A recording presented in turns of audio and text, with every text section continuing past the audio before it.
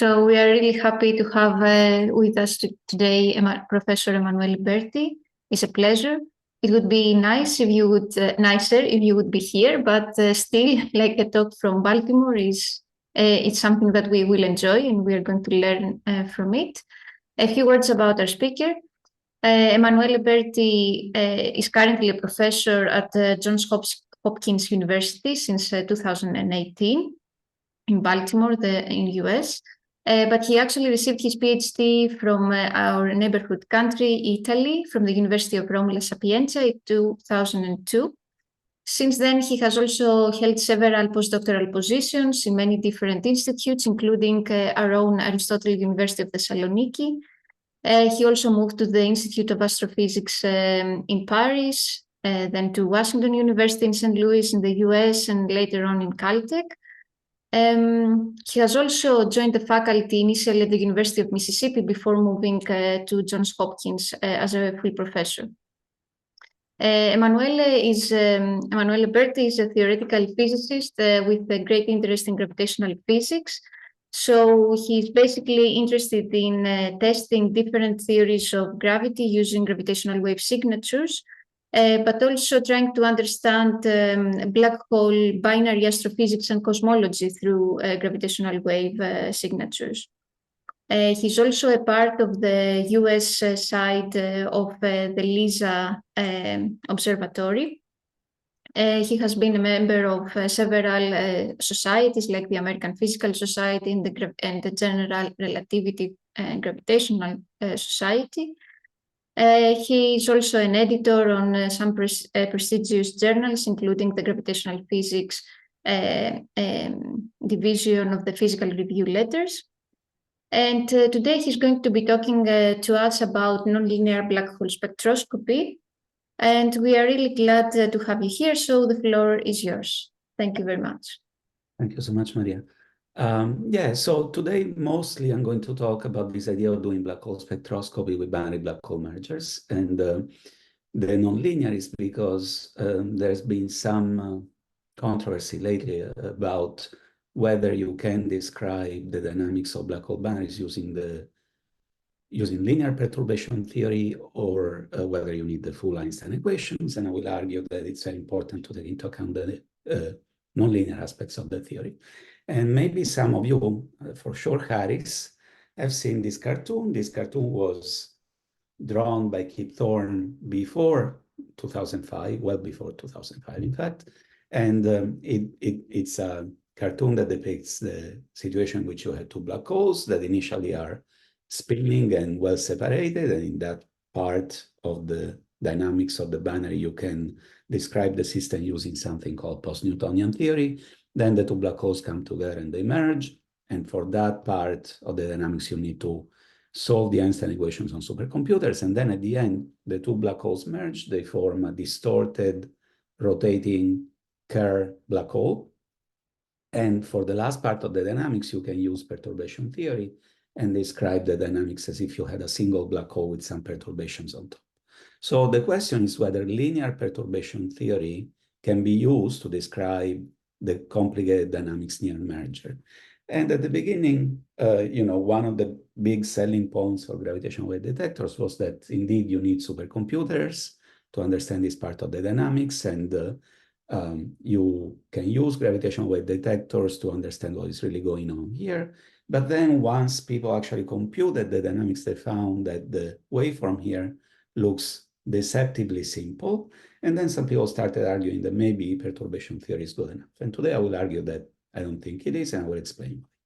So let me say that there's a lot of people that worked on the things I will describe today. Several postdocs, in particular Roberto Cotesta, former students, including in particular Vishal Baibav, and some of the current students, two in particular who have been leading much of this work are Mark Chung and Sophia Yi. All right, so the structure of the talk is going to be more or less as follows. First of all, I'm going to give you an overview, a historical overview of this field, and I will describe how we went from black holes being something people didn't even contemplate in theory to testing these ideas with actual experiments. Then I will talk about what are called overtones in the spectrum of the oscillations of black holes. I will explain what they are. I will talk about these nonlinearities, and I will talk about elephants for reasons that will become clear later on. And last but not least, I will tell you what I think is the best way to implement experimentally this black hole spectroscopy program, what it is, why should we do it agnostically, and the tools that we have developed to do this. And I will close the talk telling you something about whether we can detect nonlinear black hole quasinormal modes. Again, I will explain what they are. There are two additional things I will not discuss very likely because I will run out of time, but let's see how far we go. So I'll start with a little bit of a historical overview of the field. It all starts very soon after Einstein presented the field equations of general relativity to the Prussian Academy of Sciences. If you're familiar a little bit with the history of general relativity, this happened in 1915. And just a few months later, Karl Schwarzschild, who was a German astronomer, at the time he was on the front in Russia, and this date should remind you that we're during World War I. While he was on the front, he found a solution of the Einstein equations in spherical symmetry, the very first exact solution of the Einstein equations, and it can be written down in one line. And it's very famous now, it's called the Schwarzschild metric. Now, if you look at this solution, it describes a metric which seems to have singularities, if you just stare at this formula, at r equals 0 and at r equal to 2gm over c squared. Now we understand that one of these two singularities is actually physical. It corresponds to the curvature of space-time blowing up. And the other singularity is only coordinate singularities. It's what we call the Schwarzschild radius. But Einstein, before everyone else, thought that this solution didn't have much to do with physical reality, in part because of these singularities, and also in part because it's based on simplifying assumptions that are very stringent. You need to assume spherical symmetry, you need to assume that you are in vacuum, and so on. So one of the key debates in physics for many years was, is the Schwarzschild singularity, as people called it at the time, something that has to do with physical reality? And this particular debate was concluded through the work of several people. First of all, Oppenheimer and Snyder understood that if you take a system that is called dust, which means matter without pressure, and you assume spherical symmetry, you end up forming indeed a Schwarzschild singularity. But then for many years, several physicists, including in particular the Russian school of Lifshitz and Kalatnikov, argued that if you take more general situations, you should not form something like a Schwarzschild singularity in general. And another argument was that if you treat matter as it should be, so you include the possibility of matter having pressure, and you include the possibility of nuclear forces, perhaps this could halt the collapse. The end result of these studies was basically the famous Penrose-Hawkins singularity theorems that prove that in general, as long as you have matter that respects certain energy conditions, this solution is indeed the endpoint of gravitational collapse in spherical symmetry. Then, as a physicist, you should ask yourself, okay, this solution may be the endpoint of collapse, but is it stable? And this is where the topic of this talk is coming in. People developed what is called black hole perturbation theory to understand whether the Schwarzschild solution is stable or not, and then they extended it to rotating black holes. This work happened mostly during the late 1950s and 1960s and the early 1970s. There are several developments that were crucial at the time. One is a set of observational developments. In 1963, Roy Kerr discovered the solution that describes rotating black holes as we understand it now. And in the same year, Martin Schmidt at Caltech discovered what we now know was the first quasar. It was an extragalactic source, so bright that it outshines galaxies, and with a very short variability timescale. The very short variability timescale meant that this source had to be powered gravitationally, and we now understand that it was the first supermassive black hole.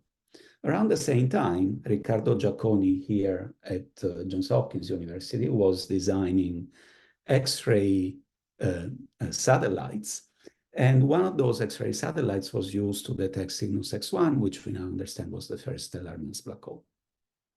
In parallel with these observational developments, Kip Thorne, that you see here with a picture of way back when, put together a very large group of very brilliant people, including Sol Teokolsky, and they decided, among other things, to study black hole stability and dynamics.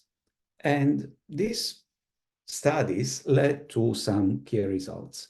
One of the key results was the understanding by Tullio Regge and John Wheeler, who was Kip Thorne's mentor, that if you take a non-rotating black hole background, so the Schwarzschild solution, what you can do is you can describe perturbations on this solution induced by either scalar fields, electromagnetic fields, or gravitational fields by decomposing these perturbations in spherical harmonics, very much like you do when you solve for the hydrogen atom in quantum mechanics. Then you can apply a Fourier series in time, and what you discover is that all of the Einstein equations end up being reduced to a single wave equation of this form. If you write FDDR equal DDR star, say, and you recognize that omega squared plays the role of the energy in the Schrödinger equation, you will realize immediately that this is nothing but the Schrödinger equation in disguise. So the point is, whenever you take perturbations of a non-rotating black hole, you get a Schrödinger equation with a potential. This potential can take different forms depending on whether you consider scalar fields or electromagnetic fields or gravitational fields of different parity, but you always end up with a scattering problem, effectively. This scattering problem was understood much better a few years later when, through the work of Zerilli and of an Indian physicist, Vishweshwara, people understood the following thing. You can, first of all, impose certain boundary conditions that I will describe later on the problem. And then you can imagine scattering, for example, a Gaussian wave packet onto the black hole. What Vishu realized is that when you do this, you can imagine the Gaussian wave packet being the sneezing ant, the black hole gets perturbed, but it always responds in the same way. It responds with a waveform that initially is kind of boring. It increases in amplitude, and then it decreases, and it has this damped exponential behavior that you observe here. This is what we call the ringdown, because it's similar to what happens when you hit a bell, say, with a hammer. You hear a sound, and this sound is damped away in the case of the bell because the mechanical oscillations of the bell are damped out. And in the case of a black hole, because there is some other dissipation mechanism that I will describe in a minute. But it's very similar to listening to a bell that has been struck by a hammer. And then you can ask the same question that people ask when they study sound waves. Can you reconstruct the shape of a drum or of a bell from the sound that you hear? This is the program that we call black hole spectroscopy. So in the 1970s, people understood other things that are really important. First of all, that these ringdown waves can be excited in astrophysical situations. The most simple situation people studied, Press and then Davis, Ruffini, Press and Price, was the situation where you take a particle, you dump it into the black hole, and then you can look at the spectrum of energy emitted per unit frequency. This is what is plotted in the plot on the left here. If you look at the spectrum initially increases in energy as the frequency of the falling particle increases. So the particle is falling in, and you get a larger and larger amplitude and larger energy up to a point. And that point has a frequency that corresponds exactly to the frequency that Vishu had found when scattering gravitational waves. This frequency now we call the fundamental oscillation mode of the black hole. At that point, the radiation drops like a stone, exponentially, right? And this happens for all of the different L modes of the radiation. Remember that I told you had to decompose it in spherical harmonics. The same is true for all of the modes with different values of L. Then in 1973, Teokolsky you've seen the picture in the previous slide, he figured out a way to describe perturbations also of rotating black holes, and the picture that emerged was very similar. So the key idea is the following. I told you that the radial potential of a black hole can take different forms, but it always has the same basic features. It has a peak. It goes to zero close to the horizon of the black hole, which is located at equal to 2gm over c squared, or 2m. And it goes to zero also at infinity, unless the field is perturbing the black hole as a mass, but I will not be discussing that case now. So what you can imagine is you take a wave that is purely ingoing at infinity. That's because you want to study the free oscillation modes of the black hole, so you don't want any outgoing radiation at infinity. This wave is going to be partially transmitted through the peak of the potential barrier, and in part it will come back. And you want to impose that there are only ingoing waves at the horizon of the black hole, because the horizon we understand now is a one-way membrane. Things can only fall in. Once you do this, you have purely outgoing waves at infinity, purely ingoing waves at the horizon. These are two boundary conditions. You have a second-order differential equation, and you should know, if you have taken a class in mathematical physics, that this is an eigenvalue problem. So you can solve it, and you can find the frequencies that satisfy these boundary conditions. It turns out that these frequencies are complex. And in fact, there is an infinite tower of complex frequencies, where the most important one being the one that you see down here. So you can set the angular quantum number to be 2, 3, 4, whatever you want. You start from 2 because gravitational radiation is quadrupolar in nature, so it starts from the quadruple, L equal 2, like electromagnetic waves start from the dipole, which is L equal 1. And this mode down here is special because it has the smallest imaginary part. A small imaginary part means a long damping time. And so this is the mode that you would expect to dominate the radiation if you see two black holes coming together, as I was describing before. Then it's possible that the other modes are also going to be excited. For example, this other mode is the next one that you would expect to see, and it's called the first overtone of the L equal 2 multiple. But you could also expect other multiples to be excited. For example, L equal 3, L equal 4, and so on. So the question is, which of these modes is excited in the physical process that we observe now almost every day with LIGO, the process where two black holes come together, they merge, and they form a rotating black hole. We now understand that the mode that is most excited from numerical simulations is the mode with L equal M equal 2, because it basically corresponds to a bar moving around. Now, there's another thing that is very important, which is you can imagine taking this mode, move it over here, and then add rotation to the black hole. As you add rotation to the black hole, what happens is very similar to what happens in atomic physics when you introduce, for example, an external electric field. In this case, what breaks the symmetry is the spin of the black hole, not the electric field. But any L mode gets decomposed into many modes, to L plus 1 for any value of L. And each of these modes is going to be different from the original mode of the non-rotating black hole by an amount that depends on the spin. So, for example, the mode with L equal M equal 2 will change along this black line. So, the idea is this. Because all of the modes in general relativity depend only on the mass and the spin of the final black hole, if you measure the real part and the imaginary part of this dominant mode, you can determine the mass and the spin of the final black hole produced from the results from a merger of two black holes. Once you have the mass and the spin, because general relativity is so simple, all of the other modes will have frequencies and damping times that are determined once and for all. So if I can measure any other frequency or damping time, I can test in one shot general relativity and the prediction that I'm actually observing a black hole. So this is the very simple idea.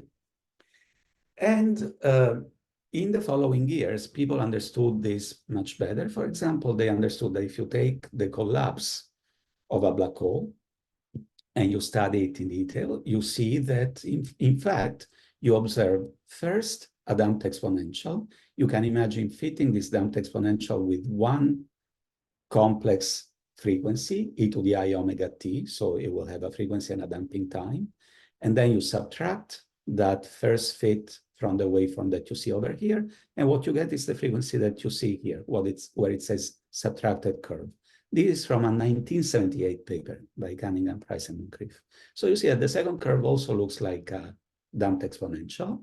And in fact, it has a frequency and a damping time that match the first Overton. So when that Weiler finally completed the calculation of the oscillation spectrum of a rotating black hole, he closed this paper in 1979 saying, my pipe dream is that once we will be able to do gravitational wave astronomy, the observation of the resonant frequencies of the black hole may finally provide direct evidence of black holes with the same certainty as, say, the 21 centimeter line identifies interstellar hydrogen. So the idea of doing spectroscopy with black holes was there already at the end of the 70s, when no one could even dream of having gravitational wave detectors like the ones that we have now. Then in the 80s, several people, in particular Lieber, tried to understand the excitation of these quasi-normal modes. And they understood something that is very important for what I want to say later, which is, if you want to study the response of a black hole to perturbations, you basically need to introduce the Green's function. For those of you who are not familiar with this, the Green's function is basically the inverse of the Schrödinger operator in this case, okay? So to compute the Green's function, you need to do an integral in the complex plane. And this integral consists of three main parts.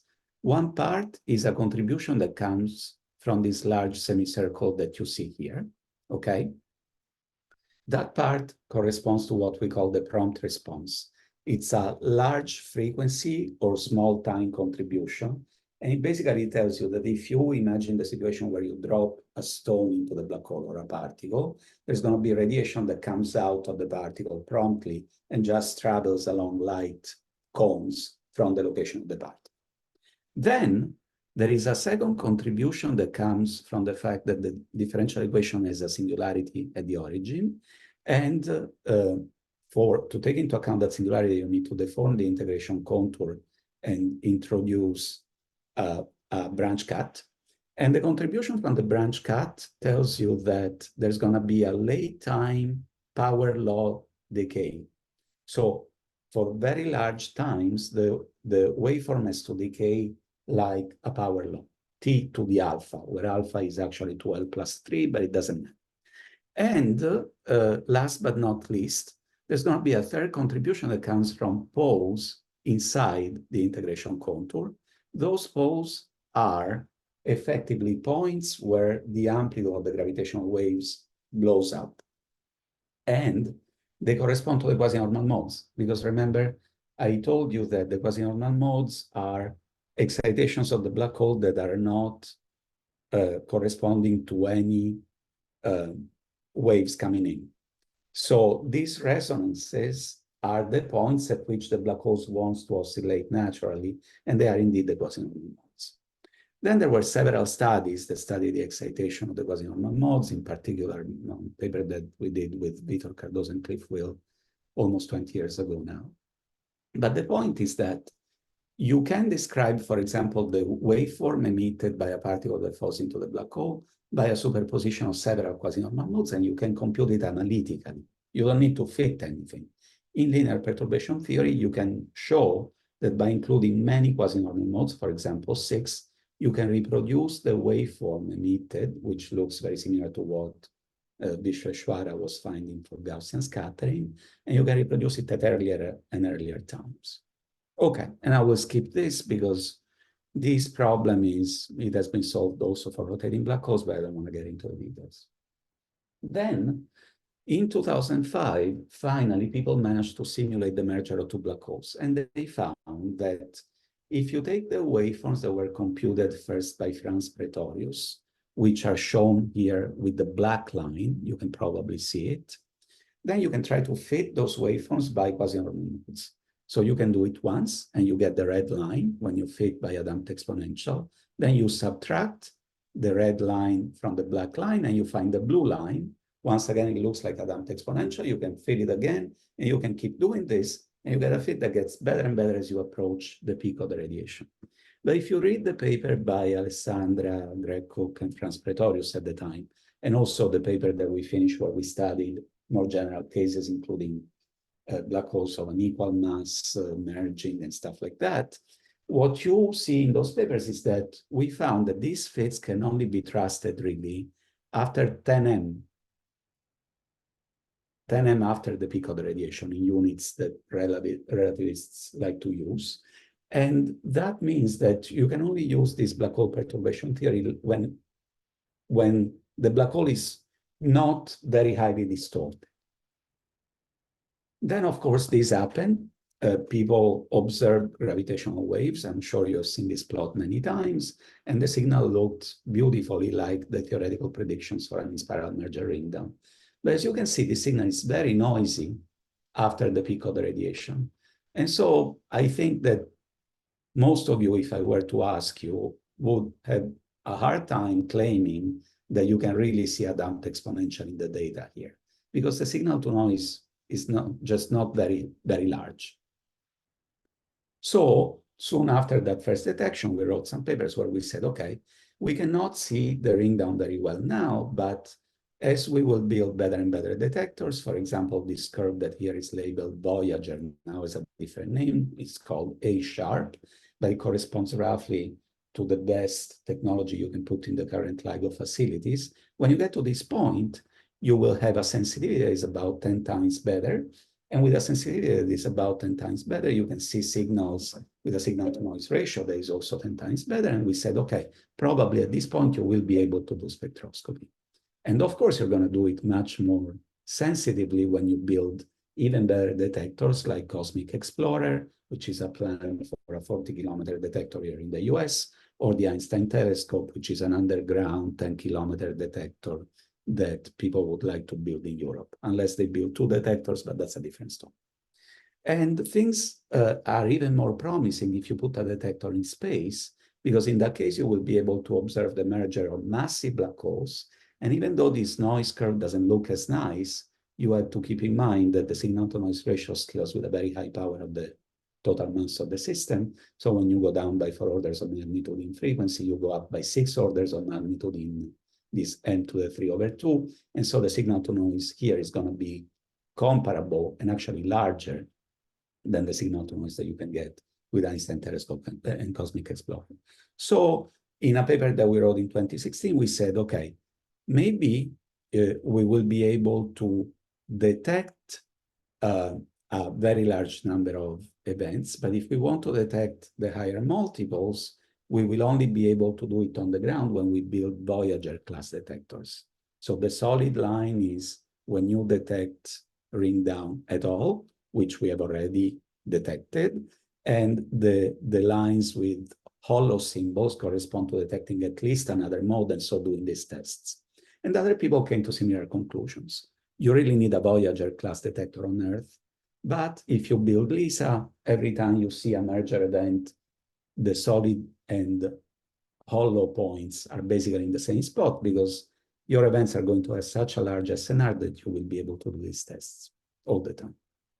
Then other people came along and they said, wait a minute, maybe it's much easier than this. And the claim was based on the following idea. First of all, I told you that if you include more than one mode, you can imagine that you're going to have a better determination of the mass and the spin.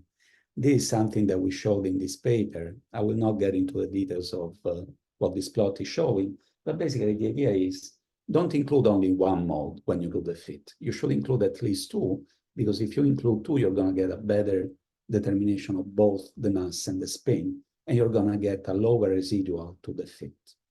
So the group at Caltech, Gisler and others, said, well, okay, you guys are proposing to use 2 modes, then why don't we try to use many modes? So they tried to do the following thing. They said, let's try to fit a numerical relativity waveform, not only with one damped exponential, n=0 means 0 overtones, so only the fundamental mode, but more than one. And then they computed a quantity that they call the mismatch. This mismatch is basically the goodness of fit. So if the mismatch is very close to 0, it means that a fit with a single damped exponential is very good. And you can see that when you include only one damped exponential, the mismatch drops at late times, as you would expect. When you include two modes, it drops to very small values already at 20 m after the peak of the radiation. And as you include more and more modes, you can get an excellent fit all the way to the peak. So that's a fact. But then what I disagreed with at the time was the conclusion. The conclusion was including these overtones allows for the modeling of the ring down for all times beyond the peak strain amplitude, indicating that the linear quasi-normal regime starts much sooner than previously expected. This implies that the space-time is well described as a linearly perturbed black hole with a fixed mass and spin as early as the peak. So those things that I highlighted in red, I disagree with, and I will try to explain why. The point is that those assumptions were used to claim that we have already tested the no-hair theorem with the first detection by LIGO. And this is a claim that I disagree with. There was a long controversy. You can look at all the papers online, but I'll just skip this. You can ask me later. Why do I disagree with the theory part of this? Well, first of all, there were other people who had tried a similar experiment by taking into account the counter-rotating modes, Arnab Dani, Satya, and others. What they found is that, so a rotating black hole has both modes that co-rotate with the black hole and modes that counter-rotate with the black hole. When two black holes merge, you would expect only the co-rotating modes to be there. However, when they included the counter-rotating modes and computed the same mismatch that you saw before, they found that this mismatch becomes smaller and smaller, even at times that are earlier than the peak of the radiation. And surely at that point, you don't even have a single black hole. So the fact that you have a good fit doesn't mean that the system is a linearly perturbed black hole, okay? So in this case, I would say everybody would agree that we're just overfitting. On the right, you see very old simulations from the 1990s, in fact, where people took two black holes and smashed them together head-on. In that case, you emit very little radiation. In fact, about 1 part in 10 to the 4, which is much smaller than the radiation that you emit for two astrophysical black holes that merge on a quasi-circular orbit, which is of order 5% or so. And already at the time, people did calculations at first order in perturbation theory and then at second order. And they showed that including second order improves the agreement with numerical simulations. So if it improves the agreement when the radiation is so weak, I would argue that you need to include second order corrections also when the radiation is stronger. And in fact, there was a whole program to study nonlinear perturbation theory. And there are two phases to this, I would say. One was before the numerical relativity breakthroughs, when people could not simulate two black holes merging together. And so they had what they call the Lazarus program. Here you see Lazarus resurrecting from the dead. The idea was, since we cannot do the simulations and they die, we'll try to resurrect them by doing perturbation theory at second order. And they showed that this more or less worked to predict the full waveform. After the breakthrough, other people said, well, we should include second order perturbations. And when you do that, what you discover is very similar to what you do when you study nonlinear harmonic oscillators. You get the same Schrödinger-like operator, but acting now on your second order wave function. And on the right-hand side, you're going to get, just by power counting in epsilon, something that should depend on the square of the linear order perturbation. So the quasi-normal modes at second order should have the property that their amplitude should be proportional to the product of linear order amplitudes, and their phases should be the sum of the linear order phases. In fact, Lionel London, back in 2014, looked at some numerical relativity simulations, and he found some evidence that these nonlinear modes are actually there. And more recently, based on those claims that everything is linear, many people studied this problem, and there is now almost one paper per week coming up with predictions on this. So I think all of these people here would agree that there is no linear dynamics, and I will explain why. So let me tell you why I think that what Giesler and et al. Were doing was actually overfitting. First of all, if you take the amplitude of the fundamental mode, you can see that as you increase the number of modes in the fit, that amplitude stays more or less constant, but the amplitude of the first overtone, the second overtone, and so on, this from a table in the paper, can change by factors of order unity or even more. Second, it's not always true that when you increase the number of parameters in a model, you are doing good physics. And there's a very famous exchange between Freeman Dyson and Enrico Fermi, where Dyson went to Fermi with some model for some nuclear physics problem, and Fermi told him, how many parameters are you using for your calculations? And Dyson said, we're using 4. And Fermi told him, I remember that my friend Johnny von Neumann used to say, with 4 parameters, I can fit an elephant, and with 5, I can make him egoic trunk. So the fact that you can fit something very well doesn't mean that your model is good. So to understand whether these linear fits are a good model or not, you can do something very simple. Let's imagine, first of all, that the frequencies are indeed the frequencies of the final black hole. This is a very strong assumption that I disagree with, but let's do that for a minute. So let's assume that all of the frequencies are fixed, and we want to fit only the amplitude and the phase of the damped exponential as a function of t0, let's say, where t0 is the starting time of the fit that you see here is changing from t peak to some later time. Now, if I am really fitting a damped exponential, then I would expect that the amplitude of the fit should stay constant. If you actually do the fit with an increasing number of modes, what you find is shown here. When you do it with a single mode, the amplitude becomes constant only about 10m or so after the peak. If you do it with 2 modes, what happens is that the amplitude of the fundamental mode is very flat all the way to the peak, but now the nonlinearities that should be there are picked up by the next mode. And then you add another mode, you see how the story is going. Very soon, all of these other modes are picking up any nonlinearity that you would expect to have, but this doesn't necessarily mean that a superposition of exponentials is a good fit to the data. In fact, I would argue that the fit is good only when all of the amplitudes are roughly constant, and so the region, which is highlighted here with a color bar in which the fit is good, becomes smaller and smaller. So let's go back to basics and let's take linear perturbation theory. Let's do the same scattering experiment that Vishweshwara was doing, and let's try to see if we can recover the frequencies when we don't know if they are there. So now I let the frequency roam free, and I try to fit the data with a single damped exponential. What I find is what I would expect. At early times, the frequency is very far away from the cross, which is the point that perturbation theory predicts corresponds to the oscillations of a black hole. But when I go to later and later times, the frequency approaches the right value. Good. Now let's try to do it with 2 modes. You see that the first mode is going where it should, but the second mode only flies through the correct value of the frequency, never quite gets there, and then flies away. So you may say, okay, maybe I don't want to do it like this. I want to say, I have already found the first frequency. I fix it to the value that I know should be there. Then I fit the next mode. If you do that, there is only a very small region in time at which the first overtone goes through the correct frequency. So I would argue that even finding the first overtone in linear perturbation theory is very hard. In fact, if you look for the second overtone using the same procedure, you just don't find it at all. So,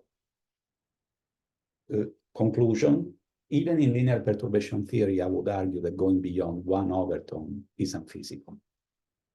So then we did a toy model study where we took, first of all, a waveform that is just a superposition of damped exponentials. In that case, you're basically just testing your fitting algorithm. If you fit with a single mode, you find that at late times, the frequency goes to the right value. Then you fix the frequency of this guy, you fit the next guy, and you see that the frequency goes to the right value. Then you do it with the 3rd, 4th, 5th mode, and so on. All the modes go where they should go, which means your fitting algorithm is working well. Then add 1 bit of missing physics, which is the fact that, as I told you earlier, at late times, I expect the waveform to decay like a power law in time. So now I take a superposition of exponentials plus a power law in time, and I try to fit it by exponentials only. Now you see that the first mode goes where it should go. The second mode goes where it should go at late times. the next mode only flies through the correct frequency, but doesn't stay there. The stuff on the right that you see here is the Gaussian scattering experiment. And what you see is what we found before with the actual Gaussian scattering experiment. The first mode goes where it should, the second mode flies through, the third mode doesn't even want to go there. Why? So the point is that you can compute the mismatch shown by a dashed line here between a model where you only have damped exponentials and a model where you have damped exponentials plus the tail. What you realize is that these fits start failing whenever the mismatch dives below the mismatch between the actual physical process, which here is exponentials plus a tail, and the simple model where you only had exponentials. Basically, there is missing physics. And whenever you don't include that missing physics, your fits are failing. That's the key idea here. And at early times, you also have that prompt response, which kills the quality of your fits. So long story short, don't do the fits in this way. All right, so how should we do the fits instead? We should be agnostic. So in the words of Forrest Gump, what we should view this thing as is a box of chocolates. We know that black holes are going to oscillate into some set of modes, but we don't know which modes are going to be excited. So we should open the box of chocolates and look for which modes are actually excited in the physical process. You never know what you're going to get, and I will show you. Indeed, if you do this procedure agnostically on actual binary black hole merger simulations, what you find is that as you try to fit the waveform with a single damped exponential, boring, it just goes to the right value of the frequency at late times. You try to do it with two exponentials, the first one goes where it should, the second temporarily goes through the first overtone, but never quite stays there. Three modes, well, you can expect that they're not going to go there. But the perhaps surprising thing is that they don't even go to the frequency of the next overtone. They go to the frequency of a mode with L equal 3 and M equal 2. And the reason is that, this is technical, when you expand numerical relativity simulations, you use a basis that is called the basis of spin-weighted spherical harmonics, while to separate this equation, Tversky used spin-weighted spheroidal harmonics. And there is mode mixing between these two. So what you find when you look for the frequencies agnostically is this mode mixing. And the situation becomes even more complicated when you try to do it with an actual realistic binary. You find all of the mode mixing, and then you find L equal 3, M equal 3, you find L equal 4, M equal 4.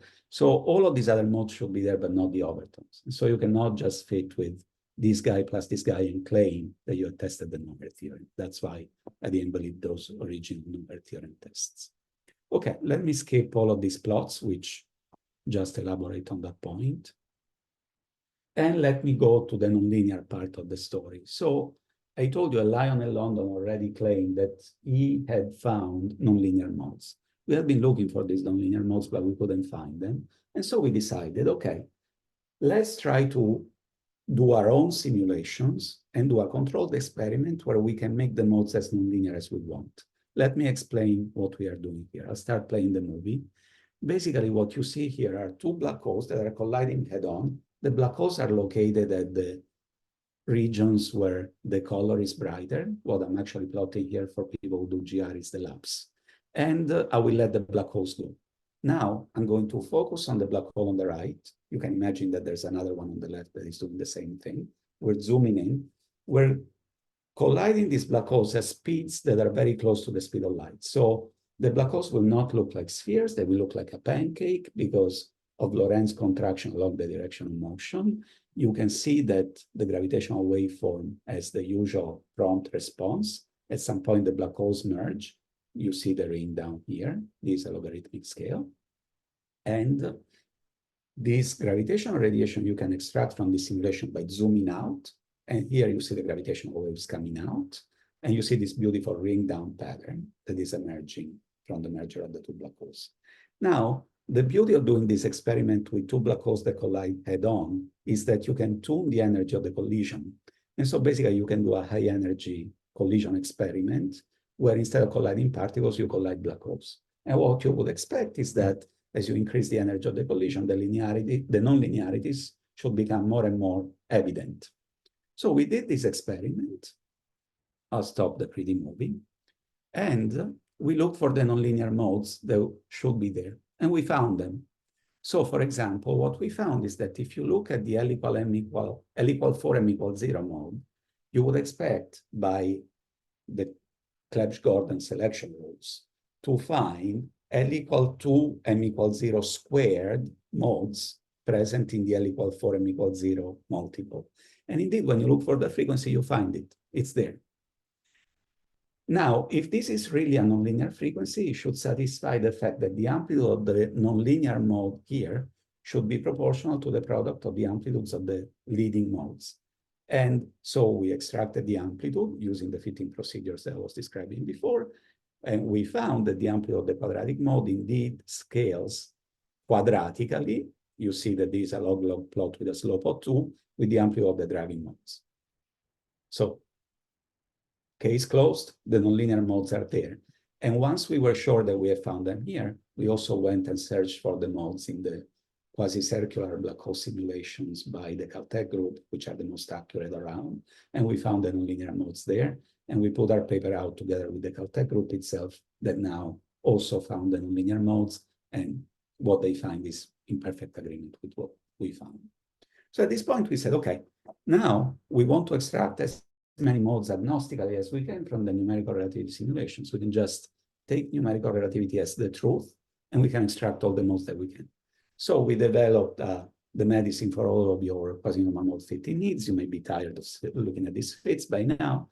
And there's a code on GitHub that was written by my student, Matt Chung, that allows you to do just that. You can extract all of the damped exponentials in a given simulation, and then you can find the amplitudes as a function of the parameters of the progenitors that create the final black hole in your simulations. You can fit the hell out of it. And there's a whole fitting procedure that I will not describe in detail to extract these modes reliably based on the criterion that their amplitude should be constant and so on and so forth. Let me just show you. All of these studies we can now use to study the amplitude of the linear and nonlinear modes as functions of the parameters of the progenitor. So every time you extract a mode from a gravitational wave detection, you know what its amplitude should be, and you can check that this amplitude has to be consistent with the parameters that are extracted from the full spiral merger ringdown waveform. For example, here you see the amplitude of the dominant mode as a function of the mass ratio and two combinations of the spins of the progenitor black holes that we call chi-symmetric and chi-antisymmetric. It doesn't matter. So the beauty of this is that then you can find universal relations between the amplitudes of the different modes. Here, for example, you see that the amplitude of the first overtone over the amplitude of the fundamental mode has to fall along this curve. And what you see here with the dotted line is the prediction of linear black hole perturbation theory.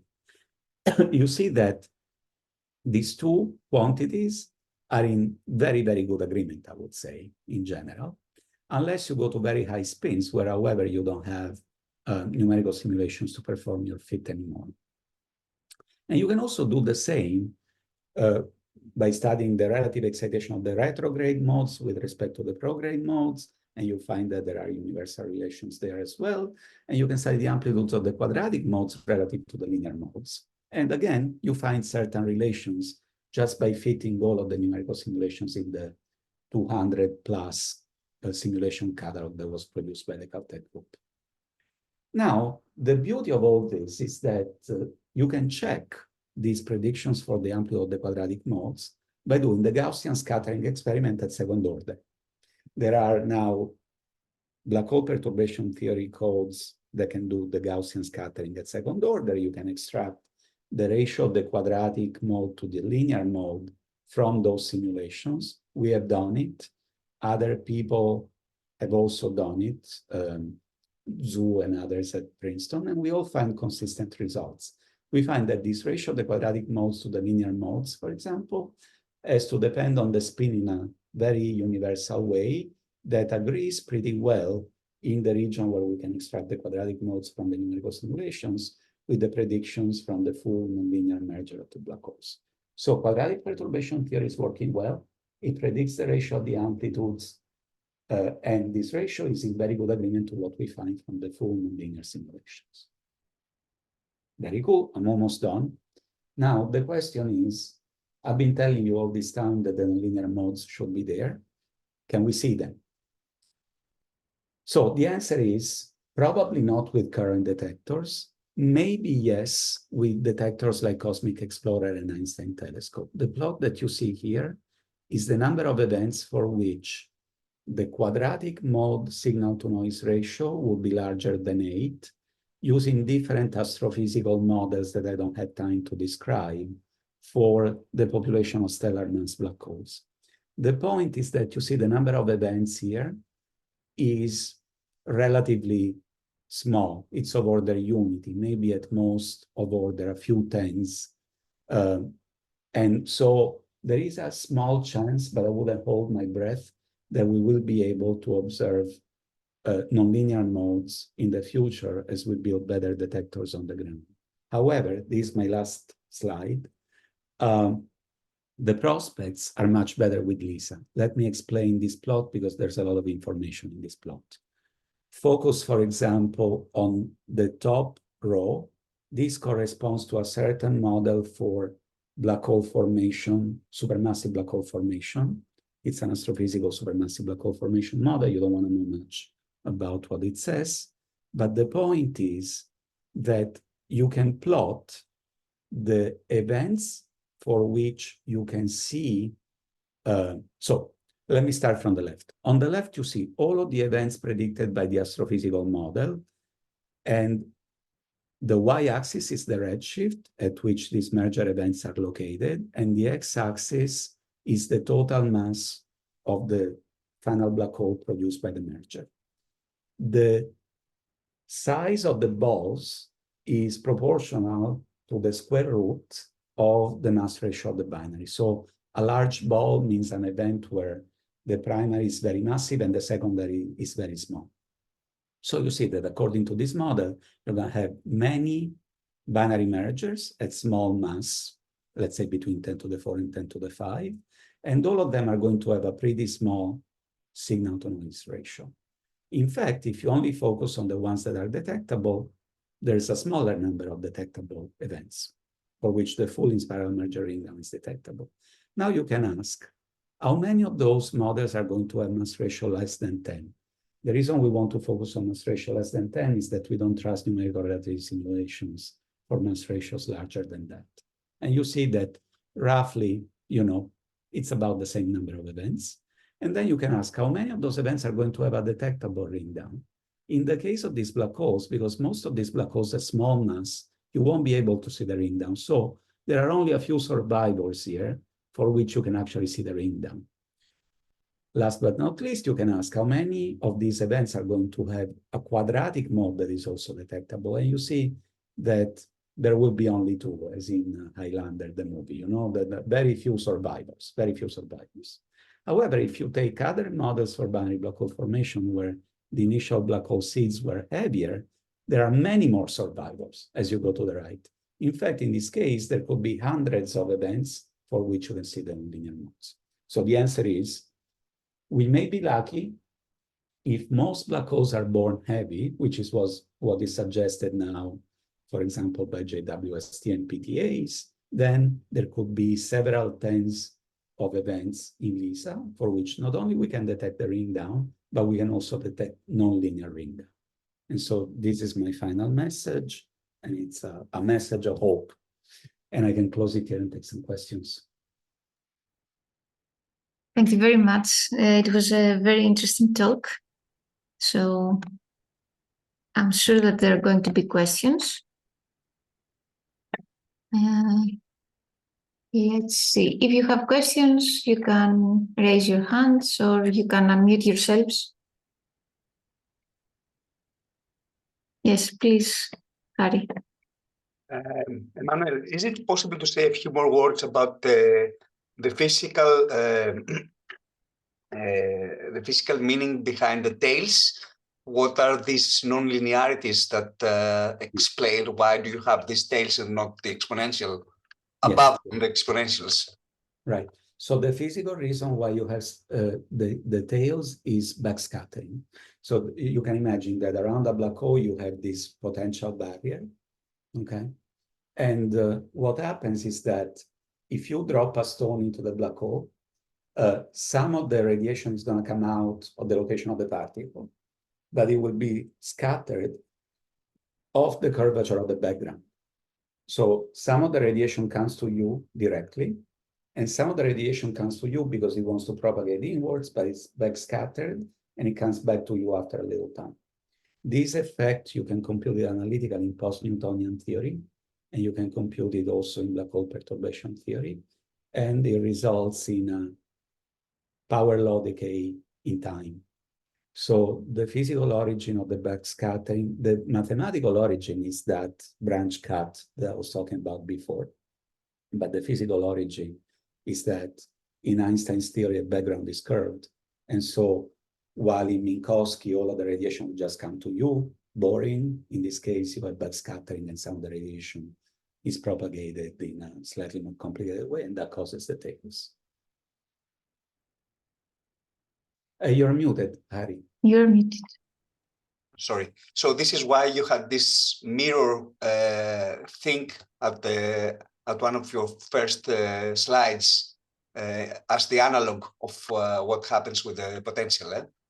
Right, right. So the potential, basically what it does is it produces scattering, you send in radiation, some of it goes through, some of it comes back. And there is a finite transmission and reflection coefficient that are both smaller than unity. And one way of seeing the backscattering is that some of the reflected radiation is going to come back to you.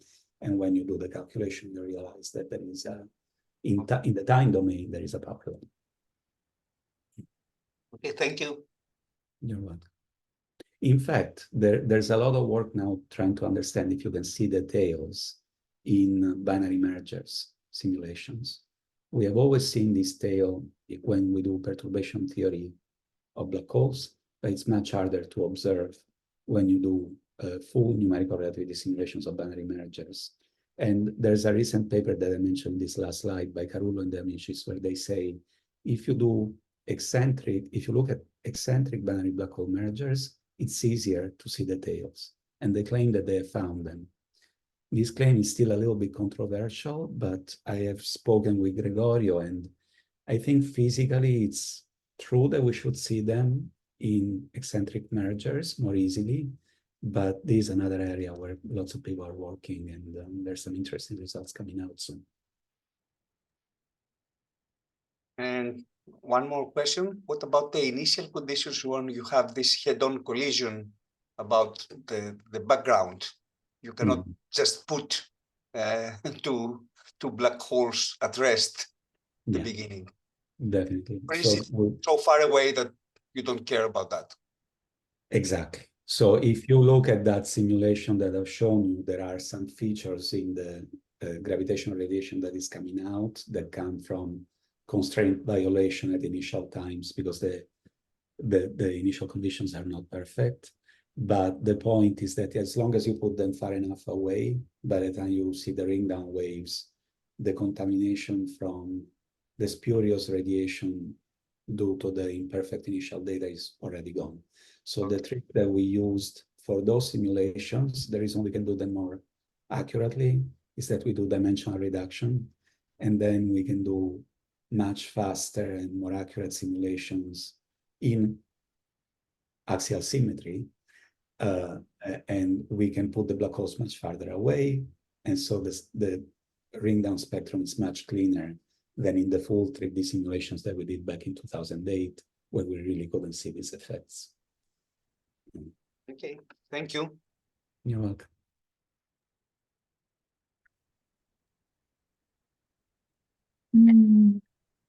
Okay, I don't see any other hands for the moment. So, being a non-expert in the field, I would like to ask about these tails that you mentioned, the power law tails in the signature of the power spectrum, basically. what physical information do they carry? So if you detect them in numerical simulations, what this is going to tell us about, I don't know, the properties of the black holes, because you showed us very nicely about the amplitude of these overtones and how it relates to the mass ratio and other physical parameters. To be honest, I'm very pessimistic about the prospect of detecting tails in actual data. And the reason is that, as I was telling Harry before, the problem is that if you want to emit a lot of energy in gravitational waves, you need to have comparable mass binaries. If you go to the test particle limit, you have systems that are called extreme mass ratio spirals. And we want to see those with LISA. So you have, for example, a stellar mass black hole going around a very massive black hole. This is something that Harris and other people have studied a lot. And in that case, you can study the spiral radiation, but there's very little power radiated in the ringdown. Roughly, the power in the ringdown goes like eta squared, where eta is called the symmetric mass ratio, and it goes to 0 in the limit in which you have a small guy orbiting a big guy. In the comparable mass case, it's very hard to see the tails, even in numerical relativity simulations done with spectral codes. That's because the tails are very suppressed. It could be that if you have eccentric mergers, you could see some of the tails. But to be honest, you're not going to learn much more from the tails than what you already know from the full spiral merger and ringdown radiation. The reason I'm interested in the quadratic modes is that general relativity makes a very definite prediction about the ratio of quadratic to linear.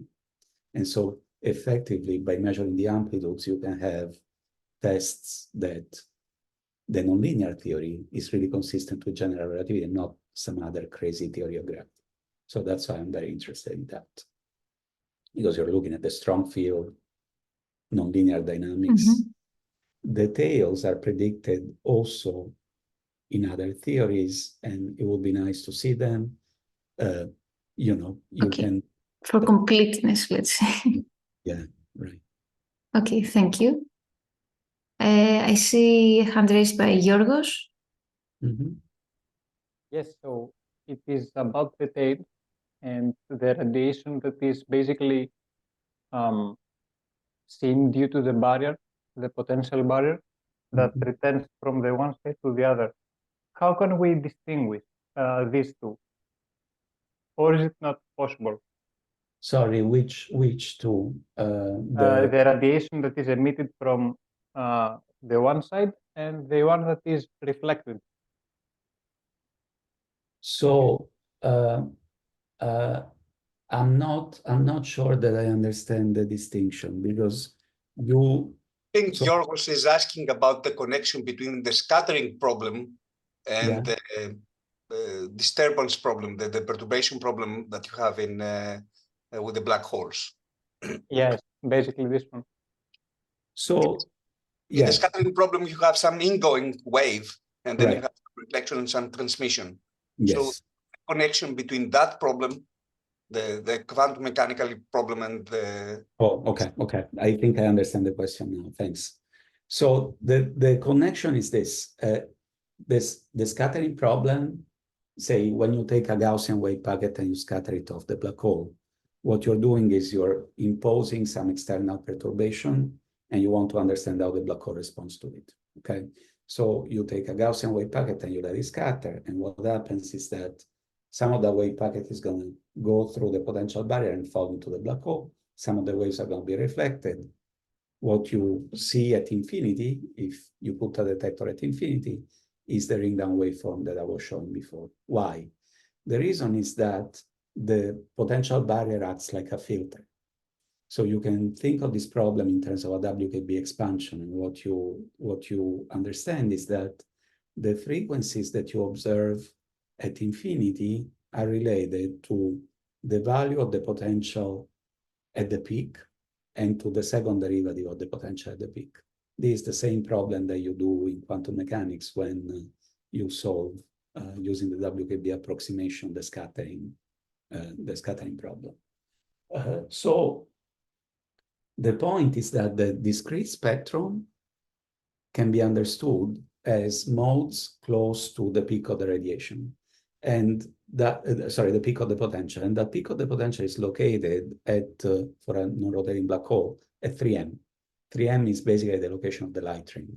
So the physics is this: you know that if you take massless particles orbiting a black hole, for example photons, or for example gravitons, then these particles are in general relativity, they're going to be on unstable quasi-circular orbits, but there is a last stable orbit that corresponds to the so-called light ring, the 3m. So the light ring, what you observe with the Event Horizon Telescope, is the last location at which you can put a ring of photons or a ring of gravitons around the black hole. And we know that this circular orbit is unstable. So if you kick it by a little bit, the orbits at the light ring will diverge, and the imaginary part of the quasi-normal modes corresponds to the rate at which the orbits diverge from this unstable light ring, and the frequency of the quasi-normal modes corresponds to the frequency of the perturbations. You can just do this calculation using geodesics, and you find the same answer. So that's the physics of the quasi-normal modes. It's you take perturbations close to the peak of the potential barrier, and this is what they are. The tails, like I said before, they come from the backscattering of the radiation that is emitted by whatever sources the perturbations of the black hole. For example, a particle falling in, or the very high curvature produced as two black holes are merging with each other. Okay, thank you very much. You're welcome. Are there any other questions? I don't see any. I don't know if Harry's, you have more? Okay. Okay, so You're muted. You're muted. I just appeared to say hello. Okay. Nice to see you again. Same Yes. here. I'm here. We're gonna meet in person soon. Yes, Okay. thank you. Thank you very much.